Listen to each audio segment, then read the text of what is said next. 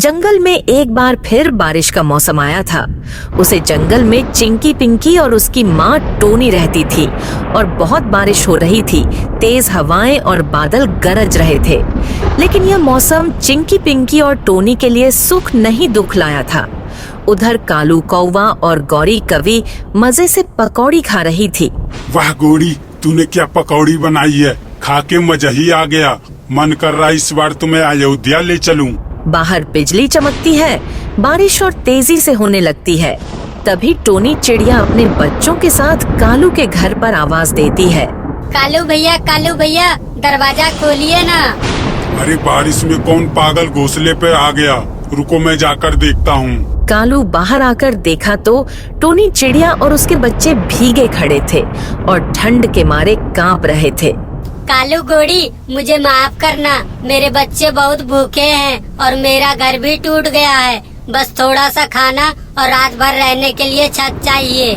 माफ करना टोनी, घर में जगह नहीं है और खाना भी खत्म हो गया है, और तुम्हें हर बार ऐसे ही मदद करते रहे तो एक दिन हम भी भिखारी हो जाएंगे।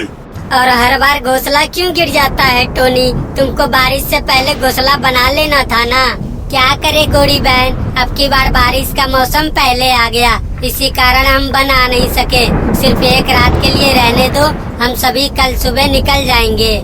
माँ, बहुत भूख लगी है और ठंड भी लग रही है। नहीं टोनी, ये घर है, कोई धर्मशाला नहीं कि जो भी आए उसे मैं अंदर आने दूं।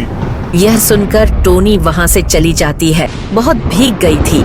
टोनी चिड़िया रोते हुए अपने बच्चों के साथ जा रही थी।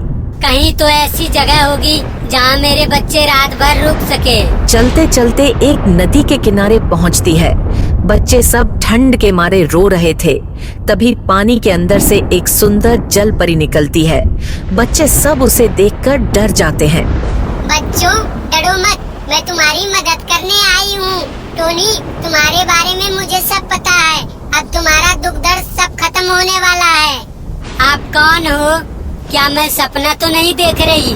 मैं इस नदी की रक्षक हूँ, जो माँ अपने बच्चों को भीगते हुए ढककर चलती है, उसका दर्द नदी तक पहुँचता है। जल परी जादुई छड़ी से नदी की ओर करती है। उधर से एक गुलाब के फूल का घर निकलता है। क्या ये सब मेरे लिए है जल परी? हाँ टोनी, ये घर सिर्फ गुलाब का नहीं है, ये तुम्हारे विश्वास और माँ के आंसुओं से बना है। कोई इसे देख नहीं सकता, ना कोई इसे छीन सकता है। जब तक तुम्हारा दिल सच्चा रहेगा, तब तक ये तुम्हारे पास रहेगा। टोनी अपने बच्चों के साथ गुलाब के फूल के घर में जाती है। बेटा देखो, हम भीग नहीं रहे, ये अब से घर हमारा है। बारिश जंगलों को खूब भिगो रहे थे, लेकिन एक पेड़ पर बने घर पर बैठे थे। जंगल के सबसे ईर्ष्यालु और घमंडी कालू कौवा और गौरी कवि आराम से गर्मा गर्म समोसे खा रही थी। ये बारिश रुकने का नाम ही नहीं ले रही है। अच्छा हुआ हमारा घर ऊपर है और मजबूत भी है, नीचे की चिड़िया भीग गई होगी। गौरी, पहले हफ्ते देखी थी टोनी खाना मांगने आई थी, ठंड से कांप रही थी, बेचारी गरीब की परिवार। तभी उड़ते हुए एक चल आता है। अरे तुम लोग आराम से बैठे हो, तुम्हें खबर नहीं है क्या? टोनी अब गरीब नहीं रही।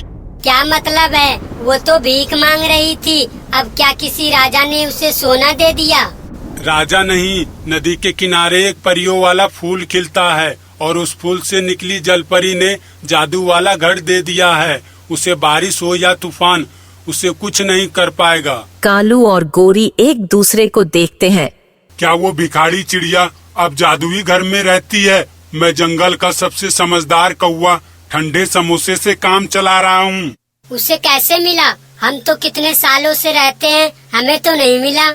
मुझे तो कुछ गड़बड़ लग रहा है, उस फूल में कुछ तो रहस्य है। चिल ने उसके मन में बिज बो दिया था। अब वह साजिश में बदलने वाली थी। हमें कैसे भी करके जादुई फल तक पहुँचना होगा और जो भी रहस्य मिले उससे छीनना होगा। टोनी चिड़िया को फिर वहीं पहुँचा देंगे जहाँ वह थी। वह ठंड के मारे तड़प तड़प कर मर जाएगी और मैं उस जलपरी को पकड़ लूंगा।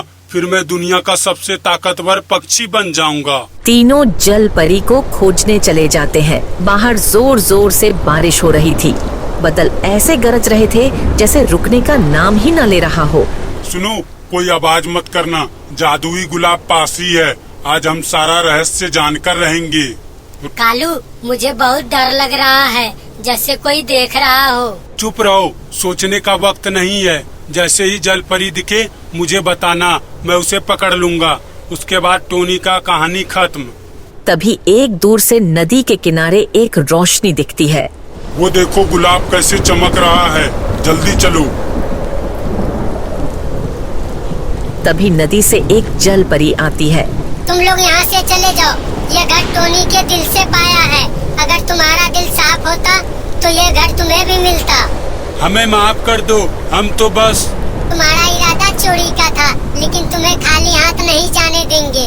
तभी एक बड़ा जल आता है और सभी को उठाकर दूर एक नदी में फेंक देता है।